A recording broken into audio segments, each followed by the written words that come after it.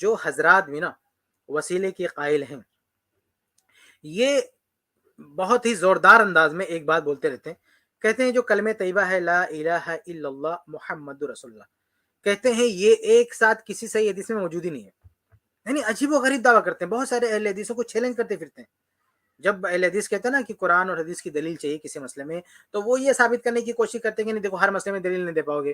حالانکہ ہر مسئلے میں دلیل ہوتی ہے، ایسا ہو ہی نہیں سکتا، ایسا کوئی مسئلہ ہو ہی نہیں سکتا جو دلیل سے خالی ہو.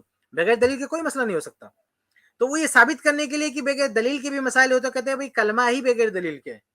کہتے ہیں لا الہ الا اللہ محمد رسول اللہ، یہ جو کلمہ ہے اس کے پیچھے کوئی دلیل ہی نہیں ہے، اس سے کا ثابت ہی نہیں ہے. مطلب یہ کہنا چاہتے ہیں بس لوگوں نے اسے بنا لیا ہے، کلمہ اسے جوڑ دیا اپنی طرف سے، لوگوں کا اجتہاد ہے، قیاس ہے، اس کے پیچھے کوئی دلیل نہیں ہے. حالانکہ امام بحقی رحمہ اللہ کی کتاب ہے الاسماء والصفات، اس میں صحیح سند کے ساتھ یہ کلمہ موجود ہے. ایک دوسرا ٹاپک ہے. لیکن دلچسپ بات یہ ہے کہ اسی روایت میں جس کو یہ لوگ پیش کرتے ہیں مستدرک حاکم میں، اس میں الفاظ کیا ہیں؟ اس میں آپ غور کریں گے تو اس روایت کے الفاظ کیا ہیں. اس میں یہ ہے کہ آدم علیہ السلام کہتے ہیں کہ رفعت راسی، میں نے اپنا سر اٹھایا، فرأیت علی قوائم العرش، تو میں نے عرش کے جو پائے تھے اس پہ مکتوبا لکھا ہوا دیکھا. کیا لکھا ہوا؟ لا الہ الا اللہ محمد رسول اللہ. لا الہ الا اللہ محمد رسول اللہ، یہ کلمہ لکھا ہوا دیکھا.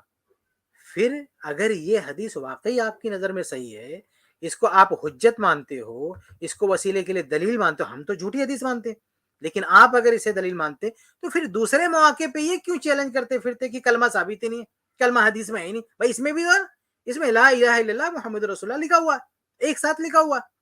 حالانکہ کلمے کے بہت سارے صیغے ہیں، لا الہ الا اللہ و محمد رسول اللہ. اس طرح سے آپ دیکھیں گے تو بہت ساری کتب حدیث میں ملے گا آپ کو جو شہادت کے الفاظ جوڑ دیں، اشہد ان لا الہ الا اللہ اور پھر محمد رسول اللہ ساتھ میں جوڑیں گے تو وہ بھی ہے. تو بھائی کسی بھی صیغے سے کلمہ آدمی پڑھ لے مسلمان ہو جائے گا، کوئی مسئلہ نہیں ہے. ایسا نہیں کہ کوئی کہے لا الہ الا اللہ محمد رسول اللہ تبھی مسلمان ہوگا، نہیں. کوئی کلمہ شہادت پڑھ لے تو بھی مسلمان ہو جائے گا، کوئی حتیٰ کہ اگر کوئی اردو زبان میں پڑھ لے تو بھی مسلمان ہو جائے گا. لیکن بہت سارے لوگ یہ ضد کرتے ہیں، کہتے ہیں نہیں کلمہ کسی حدیث سے ثابت نہیں ہے، حالانکہ ثابت ہے. تو کم سے کم وہ اس حدیث پر جو ایمان لا کے رکھے ہوئے، اس حدیث کو صحیح ماننے، تو اس حدیث کو مانتے ہوئے کیسے بول سکتے ہیں کہ نہیں کلمہ ثابت ہی نہیں ہے؟ اس حدیث میں خود لکھا ہوا ہے لا الہ الا اللہ محمد رسول اللہ. تو کہنے کا مطلب یہ ہے کہ یہ خود ان کے خیالات کے خلاف بھی یہ روایت جا رہی جو عام مواقع پہ وہ تنقید کرتے ہیں.